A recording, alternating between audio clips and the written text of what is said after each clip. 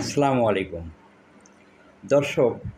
আমাদের এটা ইয়ে STM32 একটা ইউপিএস। এটা এখানে দুইটা মিটার আছে, একটা হলো আউটপুট, একটা হলো ট্রান্সফর্মার।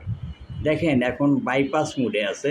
এখন ট্রান্সফর্মারের আউটপুট ভোল্টেজ বাইপাস হয়ে 232 যাচ্ছে এবং ব্যাটারি ভোল্টেজটা আছে 13.2।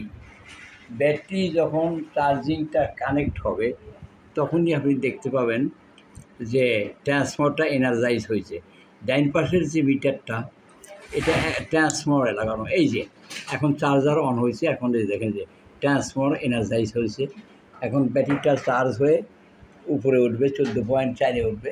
14.4-এ উঠলে বাইপাস মোডে গেলে সে আবার ভিএসসি এটা অফ করে দেবে। এই যে বিদ্যুৎ সাশ্রয়ের জন্য যে আপনার ট্রান্সফর্মারকে আইসোলেট করে সেটা থেকে পাওয়ার বন্ধ করা, এটা আপনি দেখতে পাবেন কিছুক্ষণের মধ্যেই। 14.4 উঠলেই আপনার যে ট্রান্সফর্মারের কানেকশানটা এখনই বন্ধ হয়ে যাবে। দেখেন, দেখতে থাকেন। 14.3 উঠছে, একটু সময়।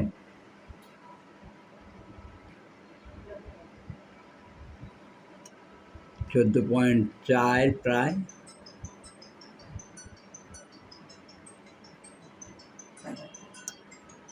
এই যে ট্রান্সফর্মার থেকে বিদ্যুৎ সংযোগ বিচ্ছিন্ন হয়ে গেছে।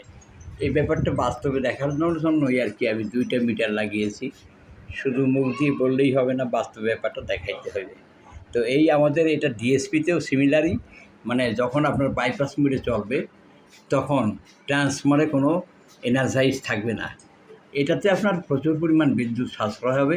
তাছাড়া ট্রান্সফর্মারটা গরম হবে না, আপনার দীর্ঘস্থায়ী হবে। এই ব্যাপারটা সবাইকে দেখানোর জন্য আমি এই সংক্ষিপ্ত ভিডিওটা প্রকাশ করলাম। আসসালামু আলাইকুম, সবাইকে ধন্যবাদ।